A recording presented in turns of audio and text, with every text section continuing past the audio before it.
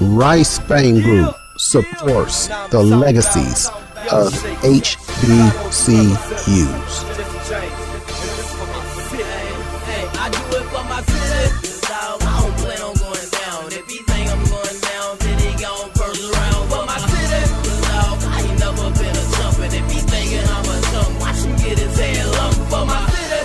Hello, this is Lacy L. Rice Jr. of Rice Fame Group, welcoming you to Chat with HBCU Champions, Season 3, Episode 8, with head coach Sam Puryear from Howard University's men's golf, whose team won the Northeastern Conference Championship this year.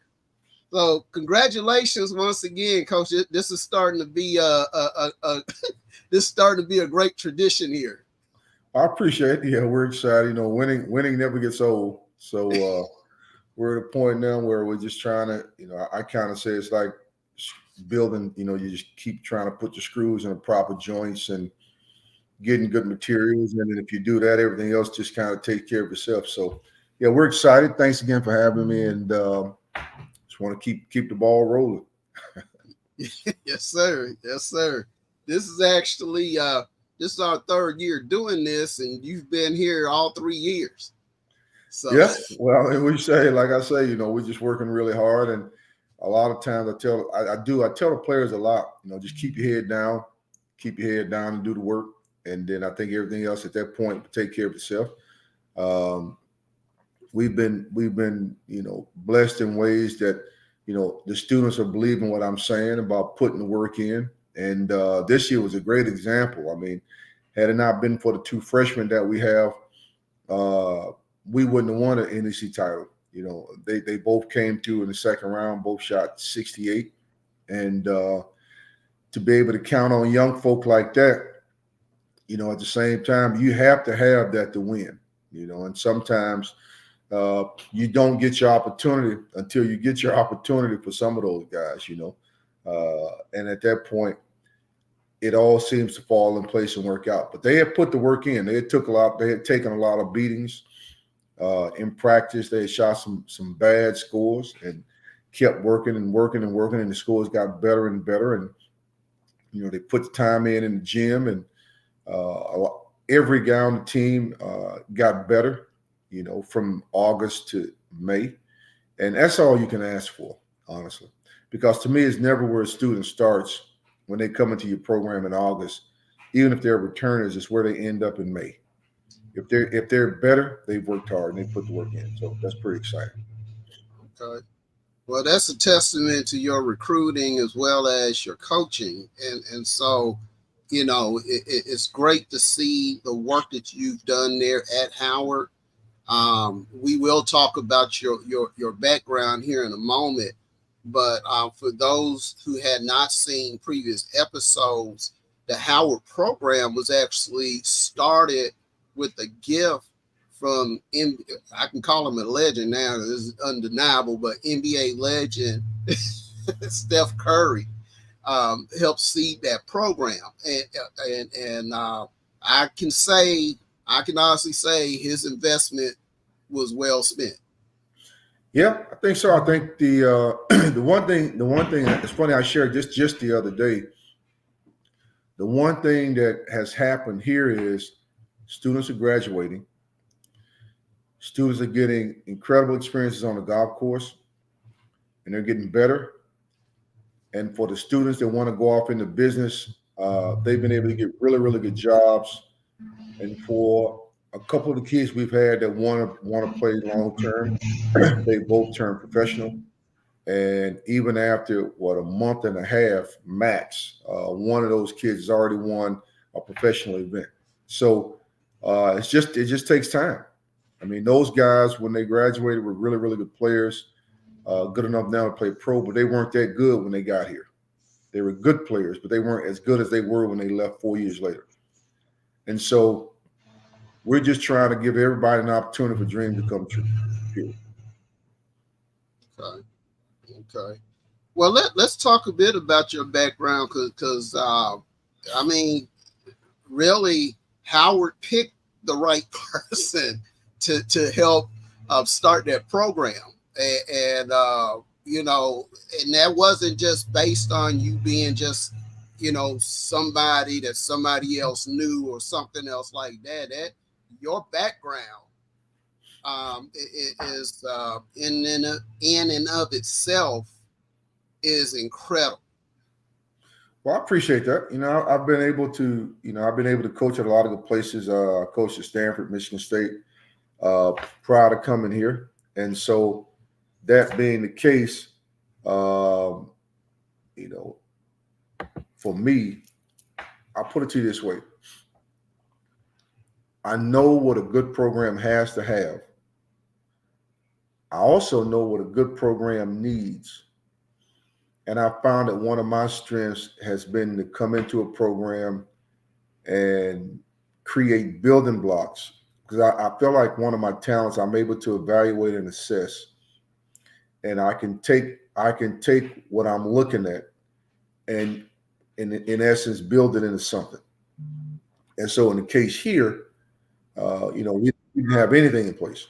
I mean, we didn't have a program, no donors, no program, nothing. So I was able to rely on those experiences that I've had in my past, a lot of relationships that I've built in and out of golf, and it's really helped me because I've been able to assemble not just a golf team. And one of my really good friends, uh, Gil, he says it all the time. You put together a good program, coach. Yeah, because I put together a lot of my life experiences into this. So from my fundraising experiences to my track record of putting good players on the course to building something holistically that's trying to mold and shape the young person's men and women. So for me, it's been a passion. It's been a career passion, but it's also been something that I know I've been tutored and trained really well, and I'm able to put some things in place right now. Yeah, because I mean, you yourself were an HBCU golfer at Tennessee State, Right. and so you know, how have you been able to parlay that experience when it comes to your athletes? Well, I guess I look at it this way. These young folks at all of the HBCUs right now are pretty fortunate. I mean, when I was at Tennessee State, honestly, we didn't have anything. Like we had the one thing we had uh, outside of anything materialistic was we had a coach that cared. Coach Starks cared about us. Uh, Coach Starks gave us, you know, a lot of tough love verbally. She cared about us. She made sure we went to class. We always talked about what could be or what would be, um, holistically, but the other stuff we just didn't have. We didn't have where you were giving us a plethora of golf balls. You didn't have multiple sets of golf clubs to choose from. You didn't have a bevy of shoes to wear. You just didn't have all of that. We didn't have access to jumping on a plane, flying coast to coast. We didn't have any of that stuff. So we jumped in vans and drove 15 hours sometimes. Uh, but to me, that I think that was an advantage for me because I understand the struggle. And so understanding the struggle, I can relate. And part of me wants some of these young people to still reflect and understand what the struggle was. I don't want them to get too far away that they think life, like these young kids say now, they think life is sweet. I don't want them to think life is sweet. I want them to understand that that struggle was there for people like me, but understanding where we've come from will allow you to appreciate where you're going to go. And so I think that actually, for me, I think that HBCU experience for me was huge. Mhm. And well, you also had a unique experience, I would imagine, that actually parlays today with Howard being in the NEC. Tennessee State was in the OVC, so you weren't in a traditional HBCU conference. You want to hear something crazy? I'm not even gonna lie, man. I hadn't even thought about that till you said that. I didn't think about it till today. That's true. It hadn't even really crossed my mind. Like, yeah, you're right. So we went to the when I was in school. We started, we started with the NEC uh, from the infancy. TSU joining that conference, and I tell you what, I remember the looks we got, the racist looks we got, the racist comments we got. Uh, and there are a lot of people that just weren't happy with Tennessee State showing up at tournaments. And I would like to say we had some good players, we had some good players, and situationally, it just wasn't ideal because it was new. But the guys on the team, we stuck together. We worked hard. We were each other's rock, uh, and we Coach Starks with that head cornerstone, and at that case, with the bill, definitely try to refuse. But at the end of the day, now that I think about it, going forward now, wow, that's a great analogy you just made. Um, Being in the NEC is not quite that tough, but yeah, we've had our own issues with the NEC. If people saw the episode of Why Not Us, they were able to see some of the issues that we actually did have. But at the same time, we just kind of take it for what it is, and we know we just got to go to work and do golf, and the best scores will win. And our team on both sides, men and women, have played in enough mainstream events where we just look at that as just that's short money. I mean, we know what we need to do, and we're not looking for an excuse. We just go out and play golf. So you're right. We start in a non-traditional setting, but at the same time, I mean, that is what it is. We know what we have to do. We know the goal at hand, and we know in order to get to the goal, we gotta win where we are right now. And so we're putting that work in, and I'm excited about this year because I'll be honest with you. Yeah, we lost a couple of players, but man, we got some nice young guys coming in that want to be good, and we realize it's going to be some growing and some growing pains, but they want to be good, and they're going to be eventually be really good players. And on the women's side, we were really good last year. We've added a few pieces to that, and we should be dynamic this year. So I'm really excited about the plight of the program. We just want to just continue to ascend, and if we do that, we'll continue to hit the mark. Okay. Well, since we're on that subject, tell us more about some of your key individual players. Well, I mean, I tell you what, I have 12 and 12 on each side, which is a pretty big roster. But due to our academic constraints, I like to have a big team. But I'll tell you what, I'll start with the women. All five of the returning women starters are coming back, plus some women that we're bringing in. Holy cow. I mean, Kendall Jackson right now, she's our number one rated HBCU female golfer out there right now. But then, nipping at her heels, Morgan Harrell, Emily Main, they're Marley Franklin, they're nipping at her heels. I mean, if you base it on stroke average, they're all literally within a complete stroke of each other. If you think about that, that's kind of insane to me. I love that 4 girls are within a stroke apart. So that's positive. But then yet we're bringing in, Alethea Hines and Lanaya Moffitt and, Paris Felding, and just from what they've done alone in their front, the junior golf front alone, I mean, they're going to have a chance to play immediately. So think about that.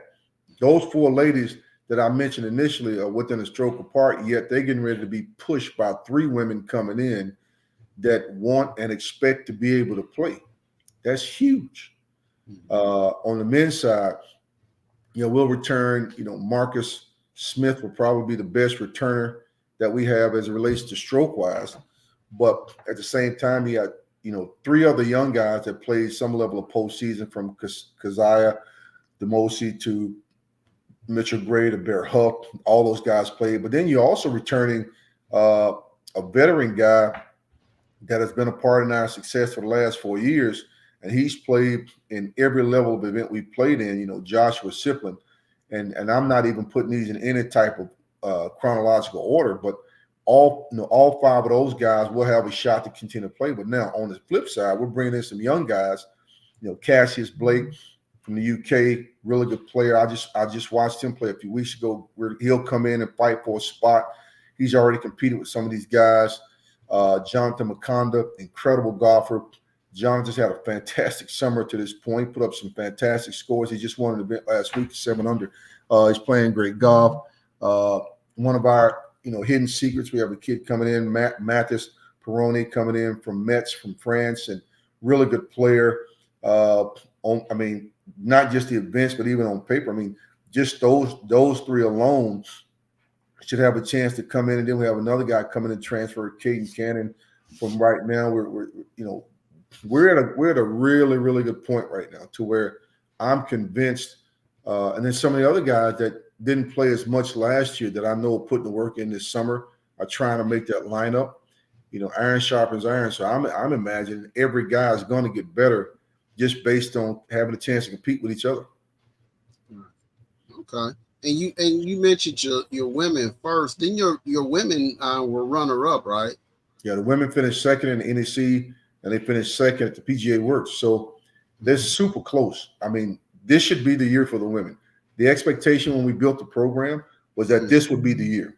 24-25 will be the season for the woman. And I really believe that. These women have worked hard. I didn't go after any transfers. I only went after new players, freshmen. I think we could develop them. We've done it.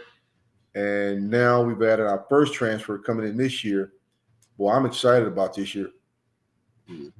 Well, since you kind of mentioned it a little bit, we'd definitely like for you to go more in depth about the postseason for both teams. Yeah, I think the entire goal here is to make the Northeast Conference, is to win the NEC, the Northeast Conference Championship, and to make the NCAA's. That's the whole goal. The PGA Works is fantastic. We won 2 in a row. The only reason we didn't win it this year, we didn't go. We would have won it again this year. Just on the men's side anyway. But knowing that that's your target, everything we do during the season aims for that. We set our mark high to reach that, and that's just what we've been aiming for. So I'm not going to lie. I'm really excited, but I'm more excited for trusting the process, putting in the work along the journey, because I don't focus on the results. If we do what we're supposed to do Monday through Sunday, starting in August, we're going to be okay. If we're not responsible, if we're not disciplined, if we're not doing the things we need to do, and to me, those things are simple. You rest and recover, you go to class, you study, you show up, you practice when you're not supposed to practice, you practice when you are supposed to practice. Champions are built on 1,000 morning when no one is watching. If you do those things and trust the process and respect the journey, that's one of my favorite. I've shared this with a few of the guys independently. You have to respect the journey. If you don't respect the journey, then at the end of the day, it won't mean as much, and you'll never get to what you're trying to get. Because sometimes playing in those tournaments that are pretty much over your head, where you're getting your brains beat in, there's a method to the madness. And then playing in some of those tournaments that you say you're supposed to beat folks, there's a method to the madness. But each time, on that day when it's 85 degrees outside, or on that day when it's 45 degrees, you have to approach those two imposters just the same. If you're able to do that, we can be successful. Well, I hope a lot of younger coaches in all sports are watching this broadcast, and hopefully the replay, so that they will learn about success philosophy. That was one that was taught to me early in my paid coaching career, was that, hey, you put in the work during the week as a coach, and then on the weekend, when you get out there to the track or wherever you are, you shouldn't be doing a whole lot of work. Right, that's right. Your athletes should be ready, and they should know what the expectations are. That's exactly right. That's exactly right. I'm glad you said that. I'm definitely glad you said that. Well, tell us a bit about your conference and the competition that you face there. Yeah, the Northeast Conference actually is a pretty tough golf conference, I think. From where we are as a mid-major, super competitive on every front, men and women, very competitive, really good program. So we know for a fact we can't take anything for granted. A lot of those NEC teams are competing nationally. They're playing in good events all year. So we have to be ready. I mean, we honestly know we have to be ready, and I think that's a good thing. I mean, there are more. I'm sitting here now thinking about some of the stroke averages on the men's side and the women's side coming down to some of the postseason awards in NEC. There were a lot of kids with super great stroke averages, 70, 71, 72. And they're all to be commended for having wonderful seasons, because you have, regardless of who you play against, you have to play well. And a lot of these teams in the conference, a lot of these individual players in the conference have done just that. And so that keeps us on our toes. We know we can't take anything for granted. We just got to go get it. Okay. And did you receive any awards yourself this year? Yeah, they voted me Coach of the Year, Conference Coach of the Year. So that's pretty cool. But, I don't look for the individual pieces. I feel like if I do what I'm supposed to do as a coach, I'm early, I'm on time, properly prepared, we're prepared. Then I feel like trusting the process, everything else will take care of itself. Okay. And, one thing about you Howard coaches that I've noticed, none of you are really pressed when it comes to individual accolades. You can't be. You can't. Honestly, you really can't be, because let's be honest. I share this with a lot of people that I'm close to, but two things or two people. I mean, I share two conversations with, like Coach Willingham, Tyrone Willingham. I consider Coach a mentor of mine, and a lot of stuff I get from Coach just resonates. But I never forget a meeting I had once with Coach Walsh, Bill Walsh, and Coach Walsh. He retired. He used to coach the 49ers, and I'm sitting down with him one day in his office, and I said, Coach, from my vantage point, you're probably one of, if not the best football coach to ever live, because I'm basing it on Super Bowl wins and all this kind of stuff. And this is the guy that coached Montana and Rice and all the wonderful names and Ronnie Lott and all these guys. And he looked at me and he started laughing. He said, Coach, he said, I really appreciate you saying it. He said, I need you to understand one thing. I said, what's that? He said, I'm also the guy that used to coach the Bengals. And I kind of laughed and I thought about it. And I was like, wow, okay. And then after that, he started sharing those nuggets. But point is, you're only as good as your players.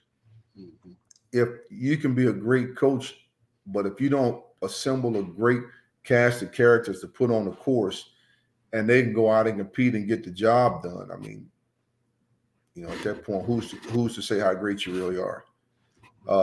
At this point in my career, I've been able to win 10 rings. I won 10 rings, and I couldn't have done it without a lot. A lot of great players are involved in those 10 rings. I'm not kidding. A couple are still playing on PGA Tour today. Some are playing miniature golf. Most of them have phenomenal jobs and great families.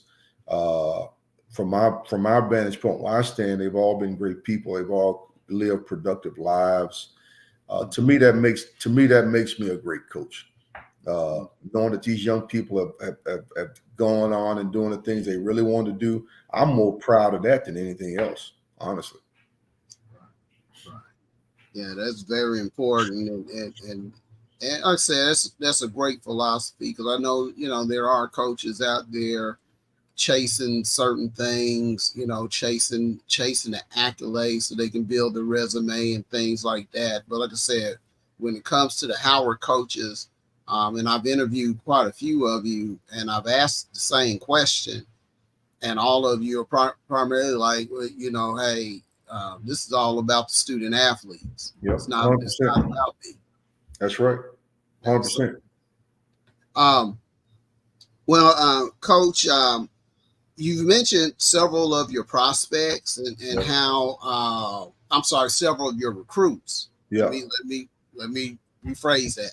You mentioned several of your recruits and how some of your freshmen were able to come in and be impactful this year. Yeah. What do you look for in prospects? Great question. Number one, numbers. I'm looking for young people that can put the scores up. That's the bottom line. I'm looking for young people that can put up the numbers. I'm looking for young people that have certain intangibles that they can do things out on the course. You have a bad hole, can they bounce back? But some kids that have different intangibles, some kids hit it a long way. Some kids have great short game, or some kids are great putters. I think it kind of just depends. I mean, based on what I really like young people with great short games. Mm-hmm. You know, I don't care if a kid hits a 350 or not. Kid can hit a 290 as far as I'm concerned, but if they can chip and putt, I really like those kids. I also like strong-minded kids. You can talk to a young person and identify uh, if they stress a lot. You know what I'm saying? And it's okay to have some level of stress, but you also need you want to recruit young people with short memories. Mm-hmm. You know, I'm always trying to find great players with short memories because you're going to have a bad day. I never met a human being in my life that didn't have a bad day. But you got to realize the sun will come up tomorrow. Keep putting the work in, trust the process, but you will have a bad day. So that's what Well, I'm looking for in a nutshell. okay. And it's funny that you mentioned that because you've been, you have association with one of the greatest of all times, and uh, Tiger Woods, if memory serves me correctly, and it's just amazing, really, how long he's actually been in the game. But I remember when Tiger Woods first came in and was just whipping people. Uh, the one aspect besides his long ball that everyone mentioned was his mental capacity, and that his mentality actually intimidated other golfers. Yeah, mentally he was super strong. But I tell you, it's interesting. You just mentioned Stephen, you mentioned Tiger, but I'll tell you a comment I heard as a kid, younger guy. Jack Nicklaus had just finished the tournament, and what it appeared on screen when I watched it on television, he had missed it. I don't know, 2, 3, 4 foot putt, lose the event, whatever. And media people had him in the media room, and they were asking him, Jack, what were you thinking about when you missed that putt? And Jack said, well, I didn't miss any putts. And they kept pressing. Well, no, you did. You just missed a 3, 4 foot putt to not win the event. He said, no, I didn't miss the putt. And this went on for a few minutes. And I'm you got to realize I was a young guy back then. I was a kid. And they said, well, Jack on video here. And Jack finally looked at the guy and said, look, sir, I didn't miss the putt. He said, I hit the putt exactly where I wanted to hit it. And it taught me early on that perspective is king. If I do what I set up to do and I do it as efficiently as possible, I don't miss the shot. I did exactly it just didn't go in. Or in some cases, it's just not as close as it needs to be. I executed properly and effectively. It just wasn't the shot it should have been. And so when you have guys like Tiger come along and they were destroying Tiger, oh, you're missing fairways, you're doing this. And it's so funny. People started realizing they said he was using the Pythagorean theorem when he was missing fairways left and right. And what they didn't understand is the man was brilliant, like super, super bright, like IQ wise. His golf IQ was through the roof. So he was able to play his own game, and there was a higher level of functionality to what he was doing. And he honestly believed when he stepped on the tee, he was the best. He had Jack's mentality. That, hey, I hit the shot I needed to hit. It didn't go in. But then you think about, we're talking short putts. Think about that stat where Tiger went through, a year and a half, and he never missed a 4-foot putt. Mm-hmm. I mean, that's about as insane as it gets if you think about what happened this year with Rory in the major. So you're in essence talking about the absolute best to me. You think about Steph Curry. They jumped on him when he jumped into the league on he'll never be good. He's small, he's frail, he has bad ankles. No one would allow him to keep shooting those shots. Now that he's 35 years old, whatever, now all of a sudden, 35, 36 years old, now all of a sudden that you're saying he's the best shooter ever lived. He works harder in practice to where the game comes easy. Mm-hmm. You're talking about three of the best to ever do what they're doing. And I think the lesson for me in that, which I try to parlay on to the young folk, is guys, don't be afraid to put in a sweat equity in anything. Let's just take sports out of this deal. If I want to be a doctor, if I want to be an accountant, I need to have that sweat equity that's going to make me be the best. And I can't be afraid, nor can I rely on someone else to validate my personal beliefs. If I believe in what I believe in, and I know it's effective, it's efficient, it's proper, and it's on time, I'm okay. And that's what I try to parlay to these young people. Well, evidently it's working, because your golfers have been very successful. And like I said, at least 3 years running, you've won championship, or your team has won championships, and then your women are on their way. And so, Well, but I'll even jump in right there. They are on their way, but I jump in there and say the women won 4 times this past year. Mm-hmm. That's a lot. You win 4 times and have 2 second place finishes out of 12 events. That's up to me. That's unbelievable. Right. So they're coming. Right. So as far as your outside competition, I imagine you guys play like a lot of the major programs, your Tennessee's, Alabama's, Ohio States, and those types. Great question. Yeah, we play a lot of the best programs, the Stanfords, the Arizona States, the Auburns, those guys. We play those guys. We played them last year in the Florida States. We played all those guys last year, and I think what it does too is it continues to make us better. Because we'll go through individual some rounds where we'll beat some of those guys, and then they'll beat us the next day, or beat us a couple rounds, and then some of the individual guys on the team will beat some of those players and realize that you are what you are, and I think that helps us. I mean, so those guys are always trying to get better at their level, and we're trying to get better at our level, and we do want to compete with those guys. And I think at the end of the day, it really helps us get better. To compete against the best in America helps us get better. Yeah, because you mentioned earlier being a mid-major program, but in the end, when you go to the NCAA's, it's not such thing as major and mid-major. No, it's just one level. I give you a perfect example. Here's a great example. So there were 2 guys yesterday in the PGA Tour event, Luke Clanton and Thor, that played in the event, the PGA Tour event in the John Deere. We played against both of their programs this year, and they both tied for second. Let's think about that. So we're playing against the best in the country. I mean, that's the bottom line. And for me, if I want to be, if I'm a young person, white, black, brown, green, whatever, and I want to be a great golfer, Howard would be one of my first calls. Because I would say, I know I can get better at Howard. You have one of the top academic situations in the country. Your business school is top 30 in America. Your academic institution is top 90 in America, and that's not HBCU, period. I know golf-wise, they're playing a fantastic schedule. They're seeing a lot of great programs. They're playing some of the best courses in the country in competition.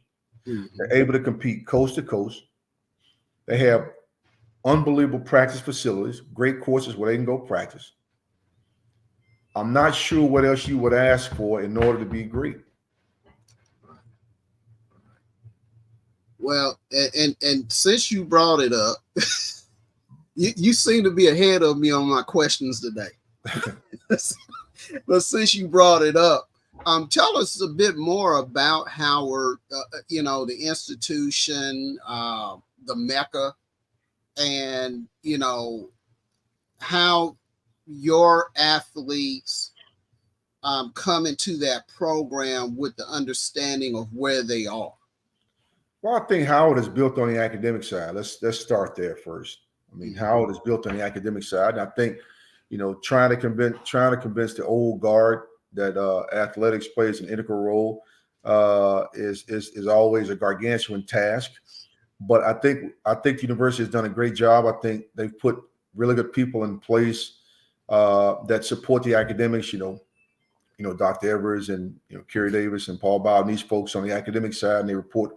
You have a proper reporting chain, and these people are able to have the conversation with I call it the other side of the campus on the academic front, and they've kind of created a nice sliding board where the kids are able to get both and still stay in the playground, so to speak. You're able to play and do what you're supposed to do and do well on both ends, but you're still in the playground.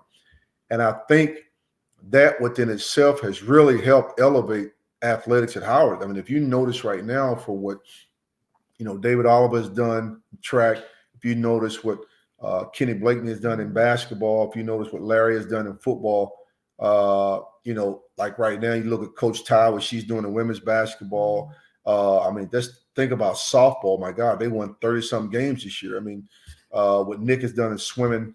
I mean, what you've basically now done is you've created a grocery store full of great products almost. Everybody's now trying to win. Everybody's now trying to get in the weight room. Everybody's now trying to compete at the highest level. Everybody now is trying to diversify their schedule and compete against better programs. You walk around campus and you see some of these athletes, you can tell they're trying to get better. 100% they're trying to get better. And to me, that's great, because when you see a basketball guy or a track person trying to get better, the golfers are looking at that. And then the vice versa. I've heard from other athletes, man, you got some golfers that can play, coach.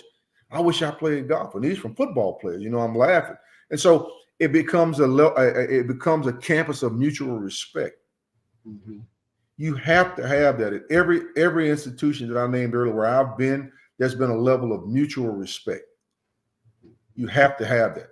When I was at Michigan State, Draymond got his respect playing basketball.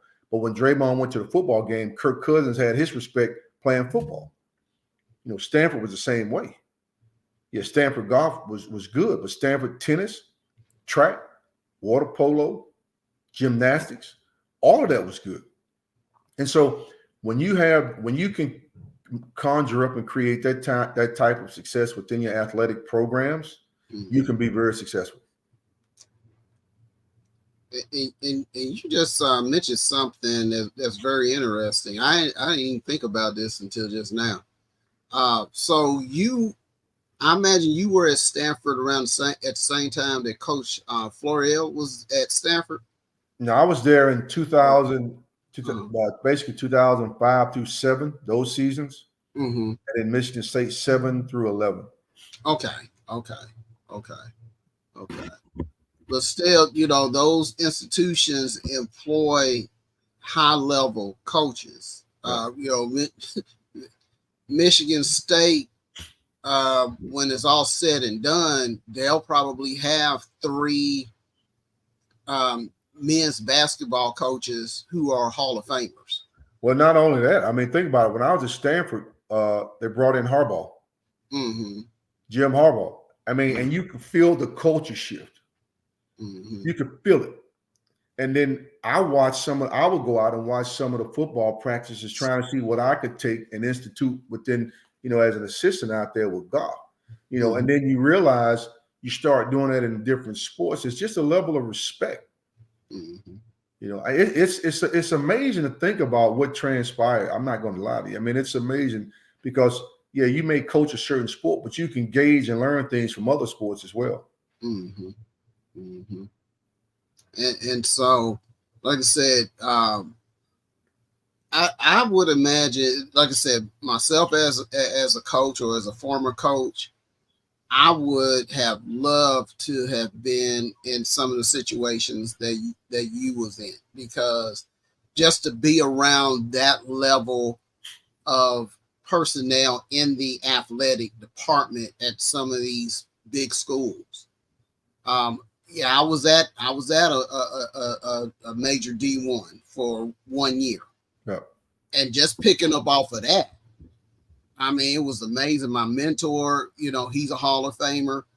and everything, and the coaching staff at that particular time for that university, that athletic department was considered the best in the country. Yeah. With the best athletic director. Yeah. But, just to be around that constantly, I could just imagine, and like you said, you pick up off of, and I guess that's one of the things about education. I've said this even as an educator. One of the greatest attributes of an educator is that good educators are good thieves.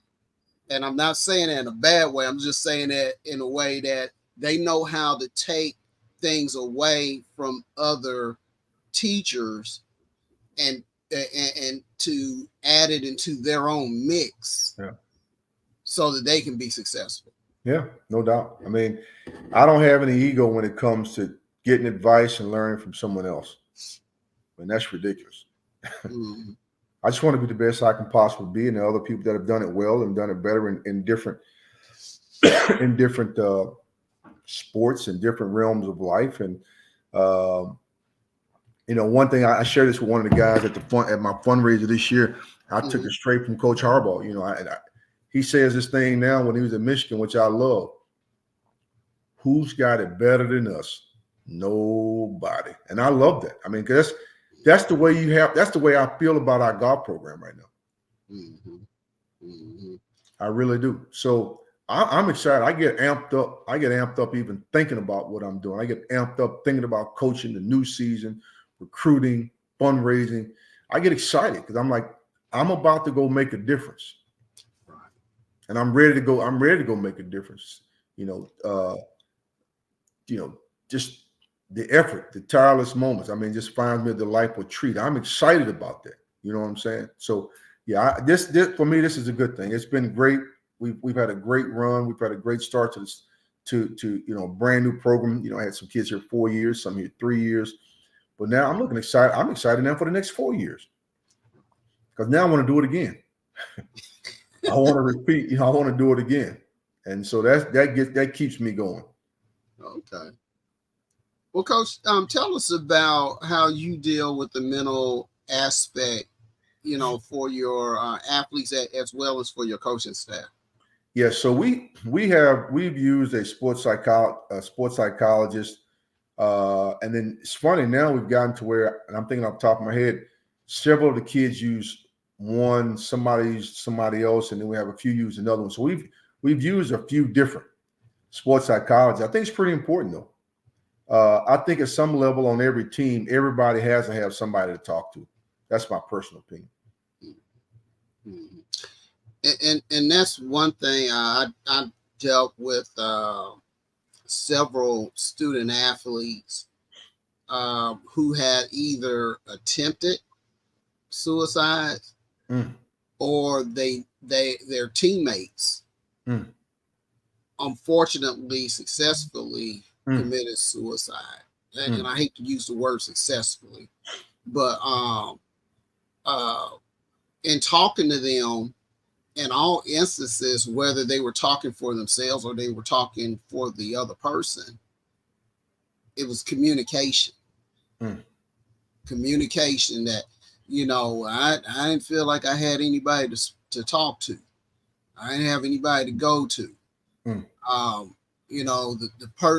The person called me before they committed suicide. And, I just, gave them, told in a manner, a couple of them kind of scolded one of the persons who committed suicide because they had kind of warned them about some things, and that person was calling them because that person was in trouble. And that's tough. That's tough. We you have to have someone to talk to. Everybody does. And honestly, I think the one thing we don't do enough of as a people is listen. Right. And I think it's okay to lay your ego at the door and say, hey, it's okay. I don't know what I don't know, but I'm willing to listen, and let's go figure this out and go find you some help and get the right person to do it. You know what I'm saying? Right. And that's what I think more of us need to do. I mean, times just in general right now, times are tough right now. Let's be honest, times are tough right now. Right. And I think listening is important. That's a key skill I think is not being taught enough, not being encouraged enough, not being seconded enough. We need to listen to each other. And you see it all the time. I mean, kids now, young people now, I've seen it in college and all of my experiences, relationship problems, financial problems, parental problems, societal problems. I mean, things are going to come your way, which you're not, it's like running a racing track. You see that hurdle in the middle of the track, you just got to jump it. But sometimes some people don't have the capacity just to jump it on their own. You got to go get them some help so they can jump and get higher and get over that hurdle. But don't think that it's beneath you, or don't have an ego. I can't get help. I'm weak if I talk to somebody. No, you're not. You're strong if you talk to somebody. Right. Yeah, because it does take a lot of strength to bear your soul out to somebody. 100%. And like I said, it's very unfortunate, that especially every time I hear about a young person, and most of them I hear about are not general population students. Yeah. They are athletes. Right. And it just kind of tears me up that trend has taken hold in this country. Yeah. And I guess one thing too, one thing that I was able to do in the situation, because it did happen in my alma mater, and there was a problem there. I knew some alums who were alumni athletes who were in the psychiatry field. Yeah. So I was able to call some of them up, and they offered their services for free. Yep. And so I think, to me, if athletic programs, if they don't have that resource on campus, maybe they could try to find some of their alums to see if those alums could provide that service, whether it's for free or whether they're paid. But somebody needs to help these students when they have issues. That's exactly right. I agree. So, 100%. and not to continue along that line, but you kind of mentioned, we were talking about something a little earlier, and that was about how things were back in the day when you were an athlete at TSU. Sure. And how people looked at you, because and God works in mysterious ways, because last week, 2 days in a row, they played that A Different World episode where Colonel Taylor was invited to join Sioux Falls Golf Club. Okay. And that was the one where his son Terrence was against it, because Sioux Falls had been an exclusive club. Dad had been playing on the municipal course, which he stated during the show, it has no grass. Right. But Sioux Falls was the big one, and he was invited. And, come to find out that Sioux Falls was bidding for a PGA event. And at that particular time, the PGA would not have events at exclusive clubs. Right. So having him in, would kind of make the PGA think that, hey, yeah, we are inclusive now, and this, that, and the other. And so just thinking about that particular episode, and then what you mentioned, did bring back some memories to me about how things were, especially before Tiger Woods became who before he came on the scene. There were a lot more exclusive clubs that none of our people could ever go to those clubs or join those clubs as members. Yeah. Well, I look at it this way. I can only relate it to, so my dad was a really, really good player. He had an opportunity to join a really, really nice club in town when I was a kid. And he didn't do it. And I asked him, I said, man, what are you doing, bro? Like we, join the club. I get a chance to play a better golf course. You know what I'm saying? Get out. This course we playing had a bunch of trees, hard. The fairways were hard as hell. You know what I mean? And a bunch of grass nowhere. You know what I'm saying? I mean, greens were fast as lightning, but I mean, just wasn't in the best kept shape. You know what I'm saying? It's a true Munich in the black neighborhood. And he looked at me. He's like, I understand what you're saying. He said, but I can always go play. He said, because I got a good job, I can always go play that club as a guest. He said, but why would I join that club and none of my friends are members there? Mm-hmm. And that's when it hit me. It hit different then, because I said, that's when you realize, okay, golf is actually really is a social game. Mm-hmm. And my dad enjoyed putting up the numbers. I've seen him shooting the 60s. He enjoyed putting up the numbers, mm-hmm. but what he enjoyed most was the camaraderie and the relationships built on the golf course. And so it's funny now that time has come forward, and now he's in his 80s, and he doesn't have, he's blind. He's been blind for a long time, and he's in his 80s, and yet the guys in his life that he still talks to around town are guys that he met at the golf course. So for me, it's full circle, because I saw the front end, but now at the point of his life where he is now, I see the back end. Mm-hmm. So that golf course plays more of a part than people understand. It's more than just out there beating balls right now, trying to shoot par better. Mm-hmm. Those relationships, the social aspect, a lot of different life lessons and things that you teach kids and things that you learn on that course will follow you through until the end of your time.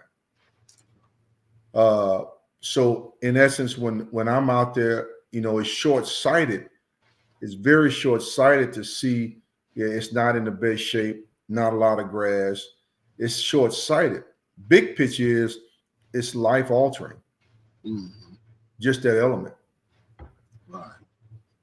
And I guess I was fortunate that I grew up in a military town. Yeah. So from that aspect, we did not face the same thing, because the club on post was always integrated. Yeah. In fact, I live outside Fort Knox. Yeah. And Fort Knox used to have 2 courses. Oh, I've been to Fort Knox. I played. Oh, okay. Yeah. Yeah, I know. Yeah. And so, growing up early, in fact, one of my former supervisors, he was an avid golfer, and he was an African-American man. And before him, I didn't really know any African-American men who played golf, except, on the PGA tour, you would have 1 or 2. Sure. But, he was an avid golfer. He played with a lot of other African-Americans and whites. Like I said, it was integrated. So, but then I would hear about other courses and that they couldn't go to. Yep.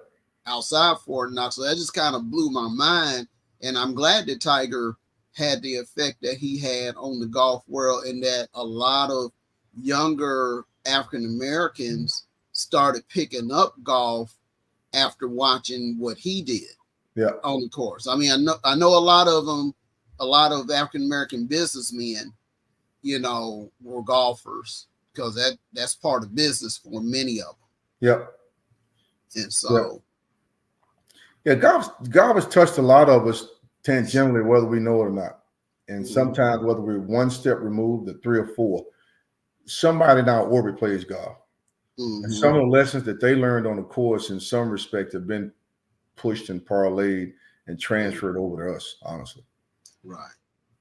And we're going to be wrapping up soon, but I have to mention this, because this was one of the funniest things I think I've ever seen, was the presidential debate and watching both of the candidates argue about golf. About their handicaps. Challenging each other.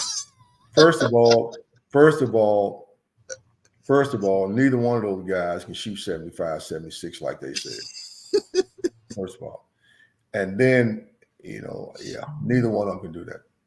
I'm not buying it at all. I think the coolest thing, and the way what I took out of it, I just kind of discounted what they said. The coolest thing I took out of it is at least they both respect the game, right? And its inherent advantages. That's to me, that's all we should have taken out of it. I don't think it was meant to be taken. And one as a 2 handicap, one as a 6, one as an 8. Nah, I don't buy that. I think inherently we should take away, hey, they respect the game. They realize it's an integral part of our society.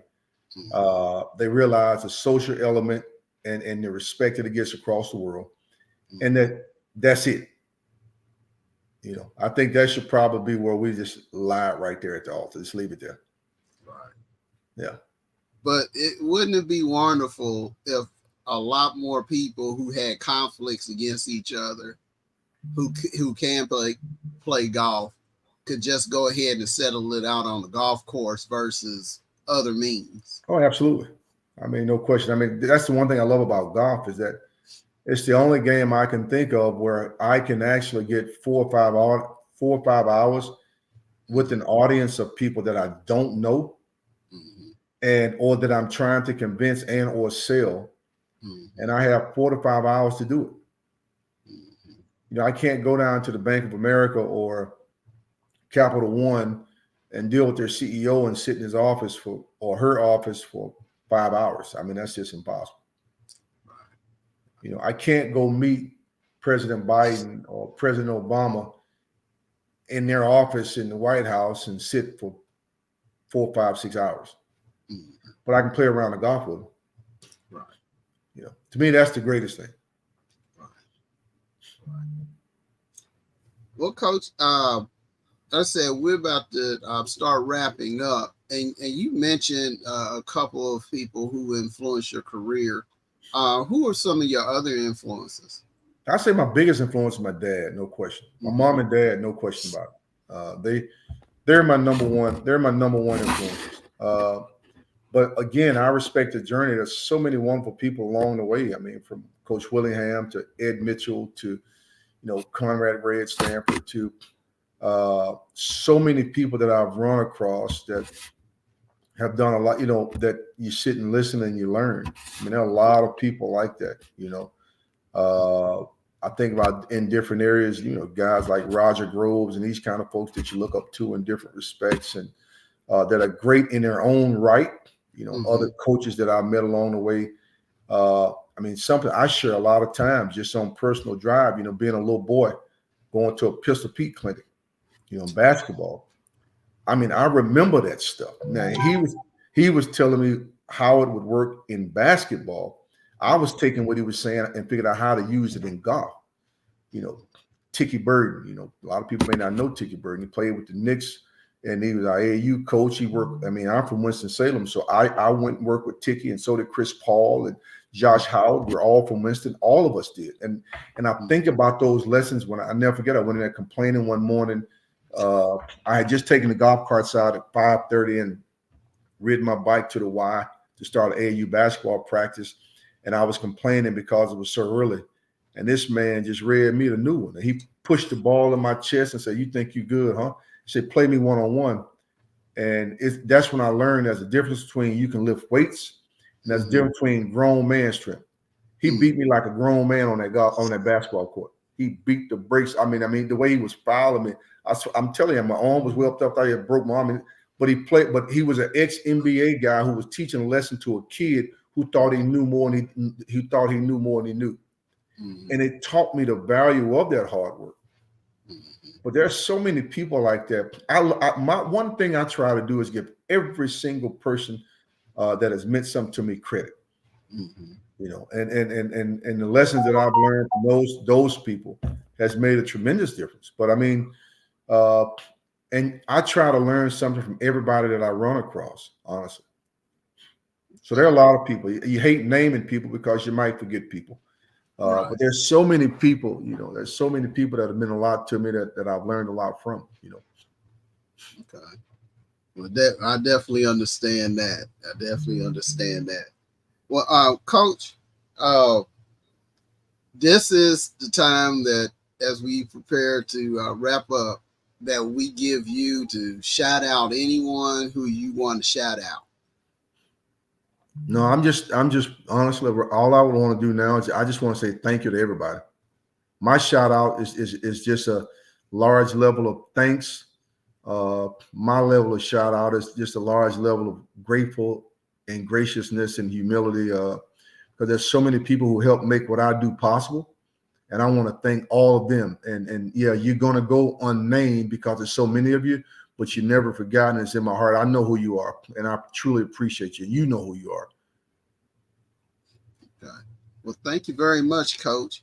And we definitely want to thank you for participating in this chat. And we hope that you and your programs continue Absolutely. to Absolutely. succeed, and we will definitely follow your developments. And then we also want to thank you, the viewers, for watching this episode of Chat with HBCU Champions. Please visit Rice, RICE, Fame, FAM like Mary, .org for more information on our replays and more HBCU information in general. And please have a blessed week. Yeah. Now I'm talking about young shakes. I know to represent Jesse James. And this for my city. Hey, I do it for my city. Dog, I don't plan on going down. If he think I'm going down, then he gon' first round for my city. Dog, I ain't never been a jumpin'. If he thinking I'm a jump, watch him get his head up for my city. Dog, I don't plan on going down. If he think I'm going down, then he gon' first round for my city. Dog, I ain't never been a jumpin'. If he thinking I'm a chump, watch him get his head up for my city. Cause I feel like I love her so much, like I owe her so much for supplying her touch. I will always respect her, I will never neglect her. Bet you hear her naming like every one of my records. No, I'm not stunting, ain't no future in your frontin', right? Gotta get this money, watch me get it all night. Planet flying top flight, higher than space stations. That's why I gotta grind, cause I need it and I hate waiting.